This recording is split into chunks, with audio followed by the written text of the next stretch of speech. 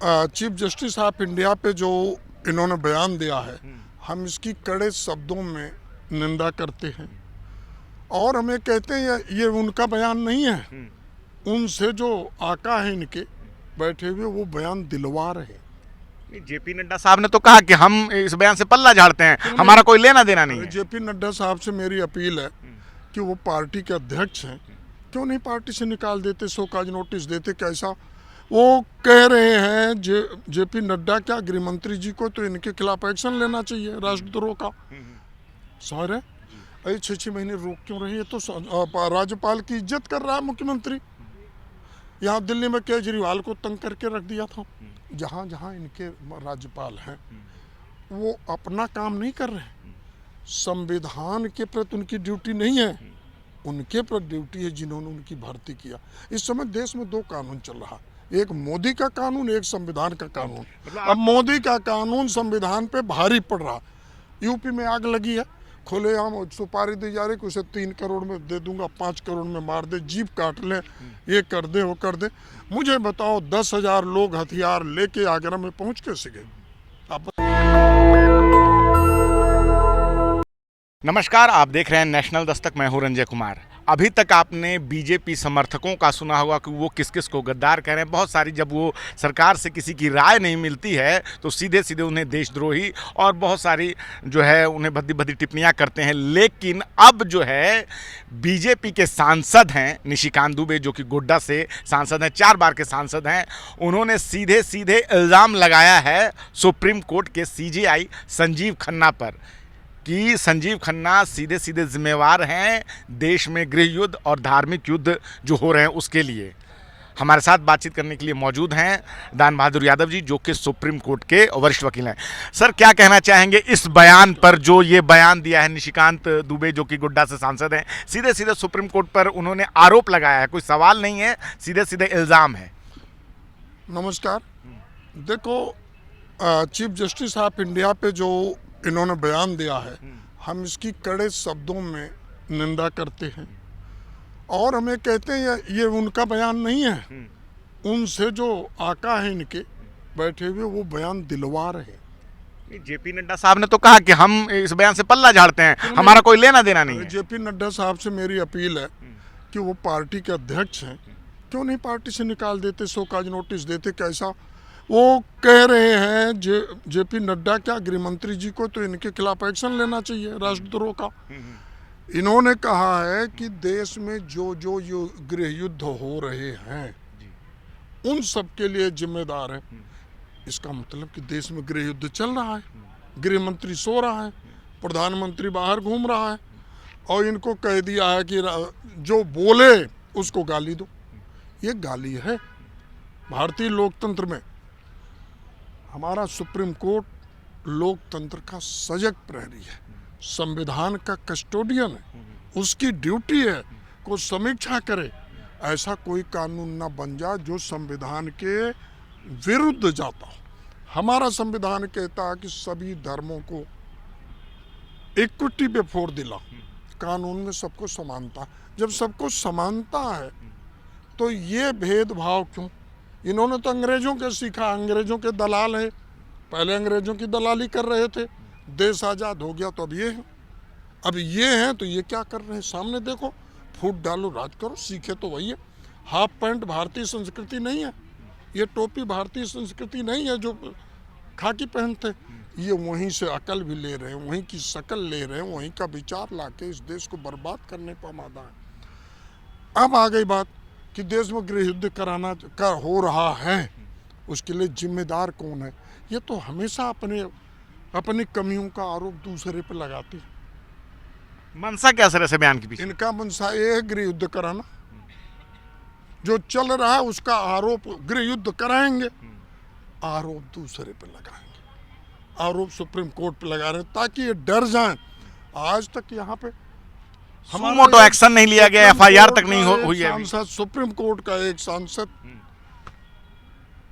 नहीं sorry, supreme court के एक मुख्य न्यायाधीश महोदय पे एक महिला ने छेड़छाड़ का आरोप लगाया था, डरवा दिए थे, यही लोग थे। उसके बाद वो राज्यसभा में बैठे, अयोध्या में गलती किया। तो कहने का मतलब उसी तरीके से कमजोर नस पकड़ के डरा रहे हैं, धमका रहे हैं कि दब जाएं, झुक जाएं। ये सारे हथकंडे। लेकिन ये किसी पे कीचड़ उछालना, बताइए अगर, मैं तो एक दावे से कहता हूँ, अगर माननीय सुप्रीम कोर्ट ने, संजीव खन्ना साहब ने इंटरिम स्टे नहीं दिया होता तो सारे इनकी सरकारें जिस जिस राज्यों में हैं वो तो चिट्ठी पड़ताल लेके गुंडा बदमाश की तरह गुंडे ही उतर गई थी। जो वक्फ की ज़मीन थे उसे कब्जाना, इनके खिलाफ कार्रवाई करने के लिए परेशान थी। अब आप बताइए, इतने बड़, यानी कि जहाँ तक मुसलमान हैं वहाँ तक दंगा कराने का इनका इरादा था। तो क्या था, इस दंगे को रोकना राष्ट्रद्रोह है या इस दंगे को करवाने वाला राष्ट्रद्रोह? मैं आपसे पूछता हूँ। जो पूरे वक्फ को देश लेकर हिंसा हो रही है मुर्शिदाबाद में 8 अप्रैल को ही, लेकिन ये जो संसद से, ये सुप्रीम कोर्ट से जो अंतरिम राहत का फैसला है वो 17 अप्रैल को आता है, लेकिन उसके बाद से कहीं कुछ हो नहीं रहा है। तो फिर ये कौन से गृह युद्ध और धर्म की बात कर रहे हैं? धर्म युद्ध यही की कह रहा हूँ निशिकांत साहब से। मैं जानना चाहता हूँ कि जब जिस वक्त वक्फ कानून आया पूरे देश में भूकंप बचा, मुर्शिदाबाद वगैरह में जो कुछ हुआ हुआ, अब मैं कहता हूँ साहब के पहले से हुआ है। उससे पहले हुआ। जी हाँ, आज जब वक्फ कानून पे इंटरिम स्टे लगा दिया, कहीं भी पूरे देश में दंगा नहीं हुआ। इसका मतलब गृह युद्ध वक्फ कानून लाने से हो रहा था। वक्फ कानून लाने वाले कौन है? भाजपा वाले लोग हैं। भाजपा उतनी दोषी नहीं है। भाजपा का तो एजेंडा है दंगा कराना है, क्या कहते हैं, दलितों को दबाना है, पिछड़ों को लड़ाना है, हिंदू और मुस्लिम में दंगा करवाना है, क्योंकि सत्ता की कुर्सी पे हमेशा ही उनका निशाना है। अब मैं ये कहना चाहता हूँ, भाजपा उतनी दोषी नहीं है। इसके लिए सबसे बड़ा दोषी नीतीश और नायडू है, चिराग है और जयंत चौधरी है। ये दंगा कराना चाह रहे हैं। राष्ट्रद्रोह की परिधि में राजनीति की बात करें, मैं ये कहना चाहता हूँ कि एक पार्लियामेंट में कानून भाई ठीक है, आपके आरोप जो भी हैं, ये भी कहा जा रहा है कि सुप्रीम कोर्ट अपनी सीमा लांघ रहा है और सुपर संसद की तरह काम कर रहा है। जगदीप धनखड़ साहब ने कहा है, अनुच्छेद 142 पे सवाल उठ रहे हैं, तमिलनाडु का सवाल है कि राज्यपाल को सीधे, तो सारी चीजें आप बताएं। मैं बता रहा हूँ, देखो, जिन मित्रों को, जिन माननीय सांसदों को इस बात से आपत्ति है वो सुप्रीम कोर्ट में लिखित में कह सकते हैं। अब मैं ये कहना चाहता हूँ, सुप्रीम कोर्ट की सीमा वहीं शुरू हो जाती है जहां असंवैधानिक कानून बनने लगते हैं, तभी तो उसकी सीमा शुरू होती है। जिसको कह रहे हैं सीमा लांघ रहा, वहीं से सुप्रीम कोर्ट, जहां तक मेरी जानकारी है, वहीं से सुप्रीम कोर्ट की ड्यूटी है कि देखो जो कानून पर बना है उसका एनालिसिस किया जाए, उसकी समीक्षा की जाए। उसमें 2-3 चीज़ें देखी जाती हैं। भारत धर्मनिरपेक्ष राज्य है, क्या धर्मनिरपेक्षता पे कोई हमला तो नहीं कर रहा? क्या किसी के मौलिक अधिकारों पे तो हमला नहीं कर रहा? क्या किसी के धार्मिक अधिकारों पे हमला तो नहीं कर रहा? ये सारे अवगुण हैं इस वक्फ कानून में कि नहीं है? मैं आपसे जानना चाहता हूँ। एक मुसलमान को टारगेट कर रहा, ये कह रहे हैं कि इसमें दूसरे धर्म के लोगों को घुसाया जाए। बनाए तो हाँ अयोध्या में राम मंदिर, हिंदू तक के पूरे को नहीं घुसने दिया, खाली एक ही जात के लोग हैं। नॉन मुस्लिम को घुसाए, 2 ईसाई घुसाए, 2 सिख घुसाए, 2 मुस्लिम घुसाए, 2 दलित घुसा दें, यादव छोड़ दें, यादव ना, यादव उसमें जाना भी नहीं चाहेगा, और उनको घुसाए। जब अपने धर्म के मंदिरों में नहीं जाने देते, दूसरे धर्म में आपकी रिस्पॉन्सिबिलिटी, आपका हक कैसे बनता? अब आगे आ जाओ। मैं कहता हूँ, जो कह रहे हैं कि तमिलनाडु में फला जगह राज्यपाल पे सुपर संसद नहीं, जगदीप धनखड़ साहब ने कहा है। हमारे संविधान में जितना मेरी जानकारी है, जो मैंने पढ़ा है, कोई भी विधेयक 2 बार अगर राज्यपाल या राष्ट्रपति के पास जाता है, स्वीकार नहीं करते तो स्वतः कानून मान लिया जाता है। समझ रहे? अरे 6-6 महीने रोक क्यों रहे? ये तो राज्यपाल की इज्जत कर रहा है मुख्यमंत्री। यहाँ दिल्ली में केजरीवाल को तंग करके रख दिया था। जहाँ जहाँ इनके राज्यपाल हैं वो अपना काम नहीं कर रहे हैं, संविधान के प्रति उनकी ड्यूटी नहीं है, उनके प्रति ड्यूटी है जिन्होंने उनकी भर्ती किया। इस समय देश में 2 कानून चल रहा, एक मोदी का कानून, एक संविधान का कानून। अब मोदी का कानून संविधान पे भारी पड़ रहा। यूपी में आग लगी है, खुलेआम और सुपारी दी जा रही कि उसे 3 करोड़ में दे दूंगा, 5 करोड़ में मार दे, जीप काट ले, ये कर दे, वो कर दे। मुझे बताओ 10,000 लोग हथियार लेके आगरा में पहुंच कैसे गए? आप बताओ। इतिहास नहीं पढ़ते? अरे उन्होंने जो वही लिखा वही तो पढ़ा। उन्होंने गलत क्या किया? जो गलत लिखा उसके खिलाफ FIR करें, हम भी गवाही देंगे कि इन्होंने इतिहास गलत क्यों लिखा। इतिहास में जो लिखा वो तो अनपढ़ है सारे, वैसे नकल से घूस से नौकरी में आए, और जो पढ़ के बोल रहा उसको गाली दे रहे। हद हो गई। अंधेर नगरी चौपट राजा, ऐसा राजा बैठा हुआ है कि जिसे कुछ पता ही नहीं है। धमधोसर राजा जो कहते हैं, अंधेर नगरी चौपट राजा। आज मैं आपसे बताना चाह रहा हूँ, अहंकार ज्यादा दिन नहीं चलता। मैं कहना चाहता हूँ, जलाए हुए को जला के न देखो, सताए हुए को सता के न देखो। तानाशाह महोदय, अगर चाहते सबकी नज़रों में उठना, किसी को नज़र से गिरा के न देखो। आप क्या कर रहे हो? आग लगा रहे हो। कितने दिन रहोगे? रावण नहीं रहा, कंस नहीं रहा, दुर्योधन नहीं रहा, उससे बलशाली आप नहीं हो। इस तरीके देश को गर्त में मत ले जाओ। इस देश को बर्बाद होने से बचा लीजिए, आपकी ड्यूटी है। आप नहीं बचा रहे हो। अगर चीफ जस्टिस ऑफ इंडिया 10-15 दिन और रहेंगे, मैं तो इनसे प्रार्थना करूंगा जी, ऐसा कुछ करके जाओ कि देश और दुनिया याद करे। आपने छोटा सा काम करके हजारों लोगों की जान बचा ली, हजारों के घर बचा लिया। बुलडोजर रोज चलते थे, अभी भी बुलडोजर चल रहे हैं, कंटेम्प्ट ऑफ कोर्ट कर रहे हैं। सरकारें डर नहीं रही हैं। आप ये बताइए, संविधान निर्माता ने व्यवस्थापिका, कार्यपालिका, न्यायपालिका बैलेंस के लिए बनाई थी। अगर कोई गलत करेगा तो उसके लिए दूसरी व्यवस्था है। लेकिन कई जो आम जनता है कई बार ये सोचने लगती है कि संसद का काम है कानून बनाना, तो ऐसे में जो सोशल साइट्स है, बहुत सारे आप देखते हैं कि ट्रोलर्स होते हैं, वो आरोप लगा रहे हैं कि संसद का काम है कानून बनाना, सुप्रीम कोर्ट रोक रही है। एक IT सेल है, उसके दिमाग में गोबर भरा हुआ है, उसे पैसा दे दिया जाता, दिन भर कुत्ते की तरह भौंके। उसका काम यही है, वो भौंक रहा।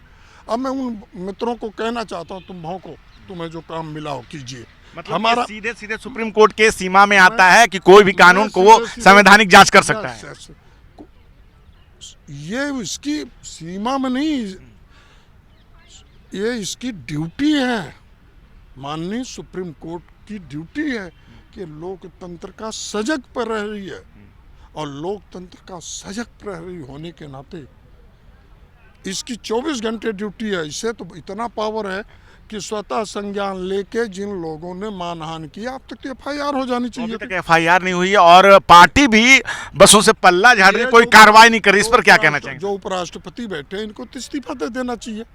इनकी ड्यूटी संविधान के प्रति है, मोदी के प्रति नहीं, भाजपा के प्रति नहीं। ये भाजपा से इस्तीफा देके उपराष्ट्रपति बने। जब कोई राष्ट्रपति उपराष्ट्रपति बन जाता है तो पार्टी से ऊपर होता, कम से कम शर्म तो करे बुढ़ा आदमी। राज्यपाल था तो वहां खुरापात करता था, आज उपराष्ट्रपति बने तो बेशर्म बन गए।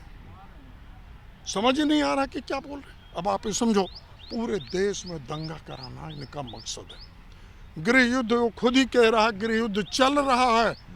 फिर मैं तो मांग करता हूँ गृह मंत्री जी से, इनसे जांच कराओ, इसको रिमांड पे लेके संसद को, कहाँ कहाँ गृह युद्ध चल रहा है, और दिख भी रहा है जहाँ जहाँ। अभी तक FIR तक नहीं। FIR क्यों होगी? क्योंकि कानून का शासन समाप्त हो गया है, संविधान का शासन समाप्त हो रहा, और मोदी जी का शासन तानाशाही आगे चल रही है। खाली औपचारिक घोषणा बाकी है कि संविधान समाप्त होगा। ये देखो, देश 2 टुकड़ों में, 2 भागों में, 2 विचारधारा में इस समय दिख रहा है। एक संविधान के पक्ष में खड़े हैं, जो संविधान बचाना चाहते हैं, चिल्ला रहे हैं, गुहार कर रहे हैं, और दूसरी तरफ संविधान को समाप्त करने वाले लोग, जिनके हाथ में सरकार है, बागडोर है, कानून है, पुलिस है, PSC है, सेना है, सब है। अब यहाँ दिक्कत ये है, इन दोनों के बीच में चीफ जस्टिस ऑफ इंडिया एक बीच में खड़े हैं। उन्हें ये रोड़ा दिख रहे हैं कि अगर ये नहीं होते तो अब तक तो मैं पूरे देश में मुद्दे ही हटा देते, रोजगार का कोई नाम नहीं लेता, नौकरी का कोई नाम नहीं लेता। से इनके इरादों को धक्का लगा और उसके बाद से ये इन लोग एक्टिव हो गए। ये पागल हो गए। अरे इनका मकसद ही ये है कि उनसे कोई रोजगार की बात न करे, खेती बाड़ी की बात न करे, इतनी महंगाई है उसकी बात न करे। बताओ, हजारों लोग अमेरिका से चले आए हथकड़ी लगा के, उस पर कोई बात न करे, उनके गलतियों पे कोई बात न करे। इसलिए अभी यहीं हम 4 लोग बात करें, यहाँ कोई मारपीट कर ले तो सब बात बंद हो जाएगी। वही देखो, ये वही कर रहे हैं, हर जगह दंगा देखो तो नंगा है। ठीक है सर, आपने इस मुद्दे पे हमसे बात की, बहुत बहुत धन्यवाद। मेरी अपील है, माननीय सुप्रीम कोर्ट से गर्व है कि हमारे देश में इस फैसले को लेने से देश की जनता में एक भरोसा, जो सुप्रीम कोर्ट के प्रति भरोसा धीरे धीरे गिर रहा था, मैं सच बोलना चाहता हूँ। लोग ये सोच रहे थे, मैं खुद सोच रहा था, न जाने क्या फैसला होगा, कहीं दबाव में तो नहीं आएंगे CGI महोदय। लेकिन उन्होंने जो दिखाया उसके लिए सैल्यूट है उनको। और संविधान की एक जीत हुई है। एक बार ये संविधान विरोधियों की हार हुई, इन पे जूते पड़े हैं। और मेरी मांग है, अगर सरकार में कोई दम बचा है या सरकार नाम की चीज है, तो जिन उपराष्ट्रपति महोदय से इस्तीफा लिया जाए, उन पर भी कानूनी कार्रवाई होनी चाहिए। और ये जो सांसद महोदय हैं, इनकी तो जांच होनी चाहिए, कितना गलत कैसे बोल गए। और मानहानि का मुकदमा बनता है, कंटेम्प्ट बनती है, और सुप्रीम कोर्ट स्वतः भी ले सकता, सरकार भी ले सकती, इतना गलत कैसे बोल सकते हैं। बहुत बहुत धन्यवाद। जय हिंद, तो जय हम भारत, जय लोकतंत्र, जय संविधान। तो हमारे साथ बातचीत कर रहे थे दान बहादुर यादव जी, जो कि सुप्रीम कोर्ट के वरिष्ठ वकील हैं, और सीधे सीधे धन्यवाद कर रहे हैं CGI साहब को कि कैसे संविधान की रक्षा की है उन्होंने अपने अंतरिम राहत देने के फैसले से।